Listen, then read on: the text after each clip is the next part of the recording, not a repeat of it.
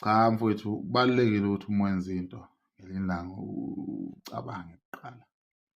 Yabo nje mina ngilenza iphutha lokwenza into ngicabanganga. Isizathu esenza ukuthi ngithi ngifuna abakubo okanye ngifuna abafowabo abadala. Ngizama ukugwema ukuchitheka kwegazi. Yabo umuntu mekuthuke kanje ngonyoko, ayikho into ongayicabanga ngaphandle kokunquma umuntu. And nami makathiwa ngihlangana naye lo mfo ngithi ngifuna ukumthola, ngiyamzingela, ngifuna ukumthola, ngeke kuze kube mnandi. You understand? Ngoba naye uzofuna ukuveza ukuthi uyindoda, bese ngiyakuveza mina ukuthi ngithukuthele kangakanani, and lapho kuzomele ngiveze futhi ukuthi ngimthanda kangakanani, uma ngingamfela or not. Yabo, so uma ngithi ngifuna abakubo ngizama ukugwema leyo nto leyo. Angifuni ukuchitheka igazi ngoba ngenzeka kuchitheke lami okanye kuchitheke lakhe, ngoba into ayenzile vele iyabaqhatha abantu. Yabo, so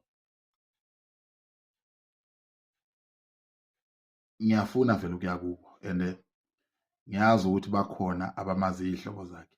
Akekho umuntu engizombulala mina. Understand?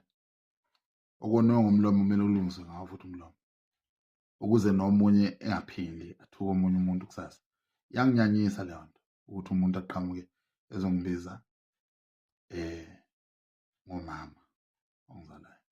Nginyanyisa ngempela leyo nto, angikho nje right. Yabo, angifuni ukumbona lowo mfo empilweni, impilo yami yonke angifuni ukuhlangana naye nangephutha. You understand? Ngoba ngizolwa naye, ukulwa naye ngizolwa naye, and ngeke ngiwafaka amaphoyisa. Yabo, so ngifuna ukuzilungisela mina. Nani mani nimbona ningamenzi lutho, ngifuna abakubo, and uma kuthi nakhona bayamfihla, it's fine. Yabo, kulungile. Nakhona uma kuthi bayabaleka nabo abafuni ukuvela, should bayithanda into ayenzayo, kulungileke. Yabo.